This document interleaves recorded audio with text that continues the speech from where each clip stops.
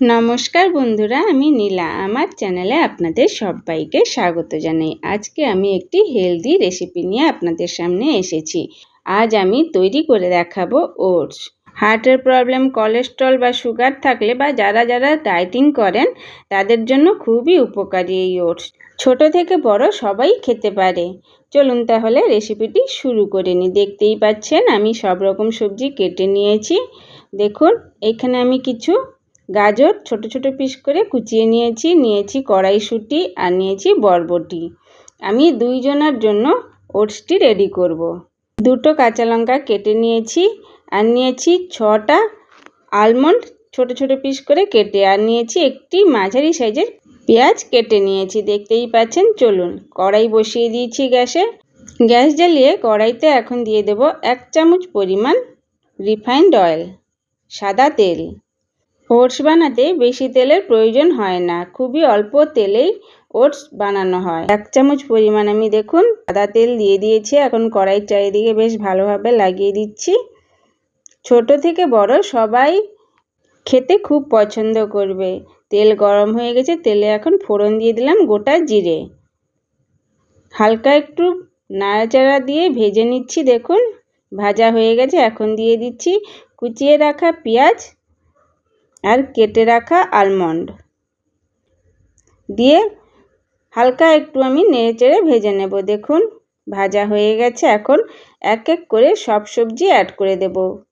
গাজর, মটরশুঁটি আর দিয়ে দিচ্ছি বরবটি। নানান রকমের সবজি দিয়ে এই ওটস তৈরি করা যায় আর খেতেও দারুণ লাগে। দিয়ে দিচ্ছি দেখুন স্বাদ মতো লবণ আর 1/2 চামচের থেকেও একটু কম হলুদ দিয়ে খুব ভালোভাবে নাড়াচাড়া করে মিশিয়ে দিচ্ছি। কাঁচা লঙ্কা অ্যাড করে দিলাম, দিয়ে খুব ভালোভাবে মিশিয়ে নিচ্ছি। লো ফ্লেমে আমি ভালোভাবে ভেজে নেব যাতে কি সবজিগুলো 80% সেদ্ধ হয়ে যায়। এখন ঢাকা দিয়ে দেব। ঢাকা দিয়ে দিলে তাড়াতাড়ি সেদ্ধ হয়ে যায়। এইভাবে ঢাকা দিয়ে সেদ্ধ করে নিতে হবে, ভেজে নিতে হবে সবজিগুলো। দেখুন ভাজা হয়ে গেছে। ফ্লেম কিন্তু হাই রাখা যাবে না, অল্প তেলে ভাজা হচ্ছে তাই লো ফ্লেমে ভেজে নিতে হবে। এখন অ্যাড করে দিচ্ছি আমি 1 কাপ ওটস, দিয়ে খুব ভালোভাবে মিশিয়ে নিতে হবে। সবজির সাথে খুব ভালোভাবে মিশিয়ে নিয়েছি। এখন অ্যাড করে দিচ্ছি পরিমাণ মতো জল। যতটা জল প্রয়োজন সেই হিসেবে জল অ্যাড করে দিতে হবে। দিয়ে ঢাকা দিয়ে হাই ফ্লেমে ফুটিয়ে নিতে হবে। ওটস বানাতে বেশি সময় লাগে না, অল্প সময়ে ওটস তৈরি হয়ে যায়। দেখুন ফুটে উঠেছে। যারা আমার ভিডিওটি দেখছেন অনুরোধ রইল সম্পূর্ণ ভিডিওটি দেখার জন্য, আর প্লিজ সাবস্ক্রাইব করে দিবেন। এখন গ্যাসের ফ্লেম লো করে আরও 2 মিনিটের মতো ফুটিয়ে নেব। ঢাকা দিয়ে দিলাম।